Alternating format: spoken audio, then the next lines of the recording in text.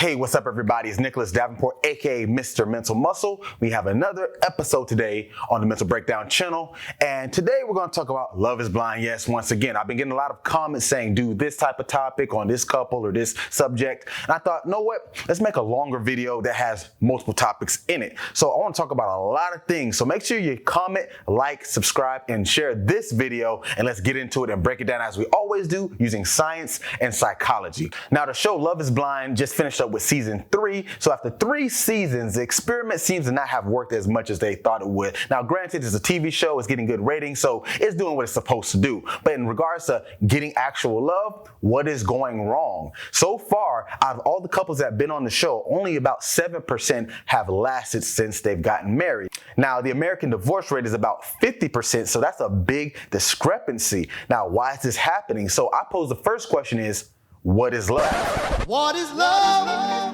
Baby, don't hurt me. Shouts out to Hathaway. Now, the thing is, love, it can be interpreted so many different ways. Now, I'm going to look at it from a psychological, or in this case, a neurochemical way. Now, when we talk about love in the physical form, let's talk about the neurochemicals that might actually be involved when you fall in love or infatuation or lust, whatever it may be. We're talking about dopamine, serotonin, oxytocin, and vasopressin. Now, what do these hormones do? So let's get into that to make more sense of that feeling of love that's happening between our brain and our body. Now, dopamine, this gets misinterpreted a lot. This is known as the reward neurotransmitter. It's also known for pleasure, but I think pleasure is more of a by proxy type of thing, because the real purpose is dopamine is supposed to supplement or motivate behaviors that we do to keep us doing them again. Now, the crazy thing about dopamine, it can go positive or negative behaviors. It doesn't have to be things that are necessarily good for us. Now, talking about love and romance, if we get a text that makes us smile and feel good for the day, it's going to reinforce the behaviors that took us to get said text back from our potential partner or partner. So this is where dopamine comes in. It's giving you that reinforcement to do things that supplement and give you the actual outcomes that you're longing for.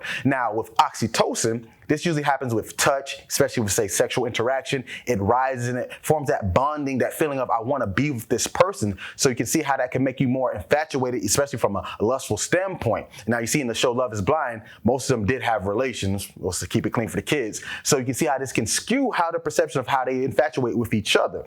Now, serotonin, this is like the mood police. This regulates your mood, and mood is very dynamic, goes up and down throughout the day. But if these are flooded more so to one side, you have this high level of good mood because of this person. It's going to skew you when it's not that high. Now you're going to think, wait, what's wrong with them? Versus having that balance. So love can shift a lot of things. And then vasopressin, this is also associated with like the stress response, fight or flight, to help calm down, because when the blood vessels are rushing, your heart's beating through your chest, those butterfly feelings, that's the actual stress response. We talk about fight or flight. This is meant to get us out of danger, but the same physical systems are going when we're feeling these feelings of love. You ever had that feeling with someone you cared about, you were fearful, you're nervous? So when you think about this, when you have this fight or flight response, there's something called the limbic system, the amygdala and the HPA axis, which is the hypothalamus, pituitary, and adrenal system. So when all this is going on in your brain, it's taking away focus from your frontal lobe, your prefrontal cortex to be exact, and this is what makes us make decisions.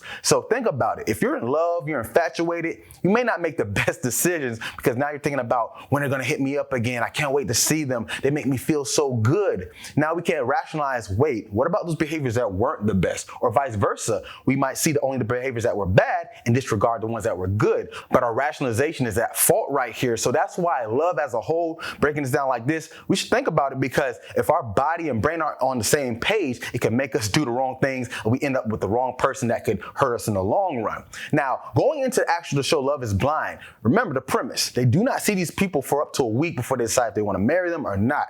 And then the blindfolds come off and they can see them.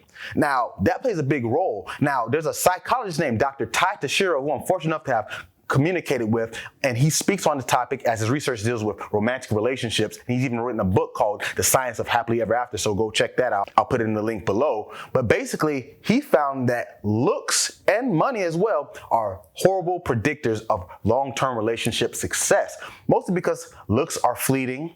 They're more so arbitrary, because looks don't tell you what the person is really about. Yeah, you can argue if they're in shape, they maybe take care of themselves, they're more health conscious, sure, but how much does that extrapolate to a happy, successful relationship? Also with money, Now, granted, they can't see the potential partners, but they do ask questions like what they do, how much they make might come up, and this gives you a gauge of what you might want in your partner, but that also hasn't shown to be much of a predictor of happy, successful relationships, especially when studies have shown that $75,000 is about the cutoff, because after that, there's really no increase in life satisfaction, which they measure by seeing if a person seems fulfilled in their day-to-day life, and at $75,000 is enough to meet most people, especially in Western developed countries. It meets most of their needs. So outside of that, yes, you can make more money and that gives you more things, but overall it doesn't make you happier. So you can kind of throw those two things out the window. And when you talk about getting love, what do we do?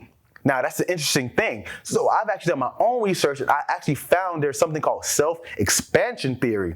So what this means is your ability or search for other aspects of people who can add to things you want to accomplish or maybe learn. So for example, if you have a friend or a family member that's in a certain field that you may not know a lot about, you might hang around them more to understand the concepts that go with that. Same thing with love. But instead of goals and different skills, you might look for specific traits of the partner that they had that you don't, because in a relationship, you got to be a team, right? So what the studies I saw found is if you're looking for love intentionally, you should find someone who's a little bit different. It's not saying necessarily opposites attract, but it's saying that they should have an expansion of what you are a little bit more. Because like I mentioned, if you're a couple, you're a team, you have to work together and you can't necessarily fulfill all the same things. It's a big misconception that you have to have the same likes, the same wants, the same needs. And to an extent, you should have similarities, but it's not imperative that they be the same person. But the study also saw that relationships did better when you weren't looking for romance or a love or relationship,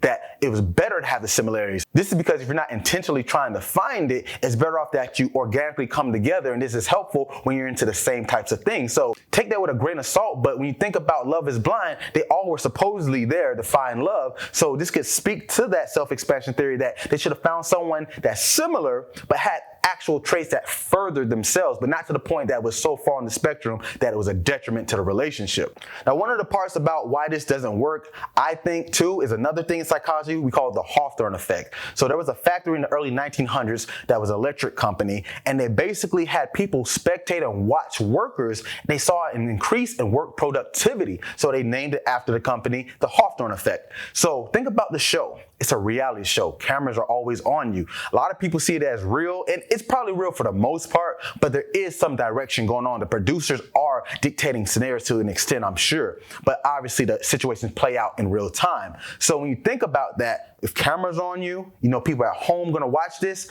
you're not gonna act exactly like yourself. You might exaggerate on the better qualities and dial back on the worst qualities. Now, granted, they still saw some of the worst qualities, so this can speak to how they really are when the cameras are off. So that might speak to why it's really hard to find someone on the show, because you're not really getting their true self as much as you should if this wasn't on TV. So these are all things I think that plays into the fact why Love is Blind, the experiment has not worked and probably will not work in my opinion, unless they just happen to know some of these things going into the show and they take it into consideration versus us just hope this works out and be the best we can be. Love is not an accident. It takes consistency, it takes intent, and even on this show, they're there to find it. It seems that sometimes they just hope it falls into their lap. Now, another part of this I want to talk about, was Cole truly that bad? Now, my first video I made on this, on the 8 signs of gaslighting using the reunion, I got so much feedback. At the time of this recording, I think I have about 65,000 views on that video and about 800 comments. So a lot has been talked about on there. And mostly it's been saying Team Cole and people are bashing Zanab. And I'm really not about that. Remember, this channel is for objective analysis. So what I noticed is people tried to play him as the bad guy to an extent. And if they did, the reason usually fell on 2 things. He was immature, and he was a body shamer or put Zanab down. So let's speak on that. So the first part, putting Zanab down, body shaming. Okay, in the show, she asked him to rate her and then rate some of the other girls. Now, I'm a big believer in don't go looking for trouble unless you want to find it. And she found it. Now, this is where emotional intelligence comes in as a person in a relationship. He shouldn't have said, 1, the other girls were higher rated. That was, I think, dumb to do. And 2, answering that question, there was really no winning there. So shield yourself as best as possible. So maybe he should have just said she's better and rated the other girls lower just to save face. You might say, oh, that's lying, that's gaslighting, kind of, but the intent wasn't to hurt. But by saying, oh yeah, you look good, but they look a little bit better. But I chose you. Would you rather that explanation? They both end with the same, okay, I might feel a certain type of way, but at least the first one of lying, I hate to say it like that, would make her feel better. And a part of a relationship is being able to shield your partner's feelings if you have to. So he was wrong for that. Now, also, when it comes down to him saying to Colleen that he was her type and all that stuff, still out of line. You do not do that. So he did make mistakes there. But on the other side, when we're talking about being immature, I say, was he immature or was he playful? Now, granted, we can't see what happened off the cameras, but on the show, he was very playful. That just seems to be his personality. And that's why when I did the video on the reunion, I saw like he seemed very broken down. People say he had crocodile tears. And I honestly don't think so, because when you see someone cry, especially men, they tend to want to show that vulnerability. So if he was going to do that, if it was just for ratings, so be it. But it seemed to come from a sincere place. But the point is, he's just a playful person as it appears. Now, is there time and place to do that? Yes. But you got to have that in your relationship, right? So you can't just be all stoic and serious all the time. And it seems that she was more on the serious side, and that's fine too. But that kind of goes into his last point I'll make about them. There's a trait called neuroticism, also known as emotionality in personality psychology. And what neuroticism is a person who's a high worrier. They think the worst of most situations. They're more fearful. They're more anxious. So they'll interpret a lot of things negatively, even if they don't mean as such. And while I don't know her personally, she demonstrated a lot of the neurotic traits. And this is just a measure. It's just to say behavior showed this. It doesn't tell her she's anything right or wrong. It's just showing the characteristics that I saw exemplified. But neuroticism is a high predictor of relationship failure. And this is also found in Dr. Tai Tashiro's book, The Science of Happily Ever After. So check that out. Because when you're neurotic, if a partner does something to offend you, it's going to escalate it. Even if it is offensive, of course you should address it as such. But if you escalate it even further, how can you amend? Communication is a big part of relationships. And if you can't communicate clearly because you think that everything your partner says is negative, breaking you down, or just wrong, how can you truly grow? And this is why people who score higher on neuroticism tend to don't last, because you can't get close to someone like that. It just can't be done. If it's tried, it's not going to be a happy relationship, and it'll probably end like this in a bad occurrence. Now, let's go to the ones that actually made it. Like I talked a lot about how love may not be blind. What is love? What about the people who made it? So let's start with Matt and Colleen. So we talked about her with the Cole situation. So there was some wrongness on her side too, but all in all, her and Matt got married. Now, there's a lot of people saying, do a video on them. She looks scared in the reunion. I don't like speculating on those things because we do not know, and those are just very harsh things to accuse someone of.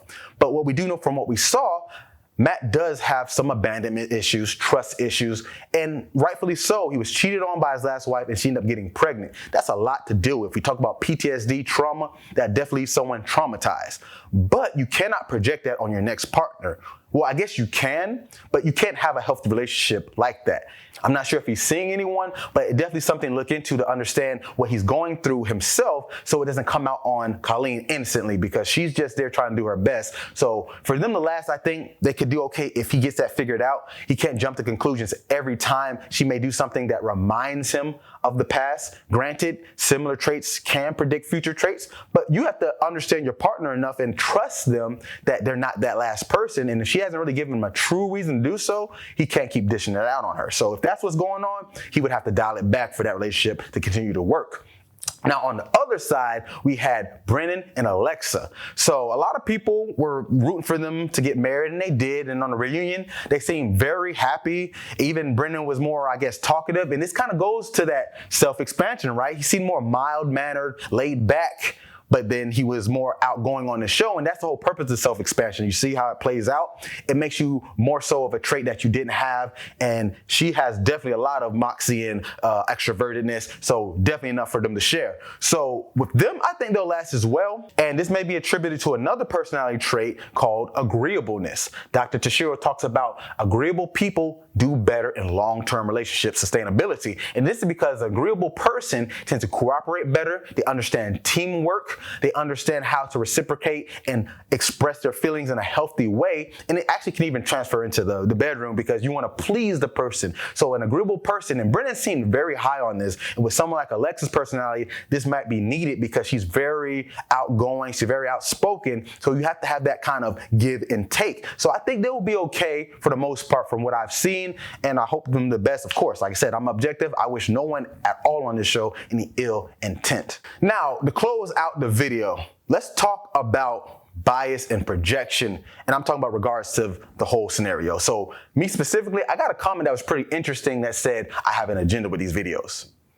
I have no dog in this fight. Netflix is not paying me. Cole's not paying me. So I don't get where that's coming from. My only agenda with any of my videos is to teach concepts and using cool real world examples to make sense of them, because obviously I have college degrees in this stuff and I don't like using a lot of jargon. Granted, I will teach you concepts, but I want to make it make sense in real time. I'm an applied psychologist. My job is to take the concepts, the theory, and make it make sense in real time. So this is what I'm here for. And I think that's what the Mental Breakdown does a good job of. Let me know in the comments if you agree. So with that being said, there's no bias here to that degree. Do I have some bias? Sure. But it's not because I'm a man. It's not because of my skin color. It's not because of anything else. It's because I'm a scientist, a behavior scientist, or psychology to be exact. And I'm going to look at it from that view. So that's where my bias comes in. So objectivity is my main goal. So anyone else who thinks otherwise, let me know in the comments as well, because I'm always up for understanding everyone's point of view, and I can even do a video about that. So guys, tell me what you think. Love is Blind has spurred a lot of conversations. This is my now, fifth video on the topic. And hey, you keep wanting them, I'll keep giving them to you. So thanks as always for tuning in and get your mind right.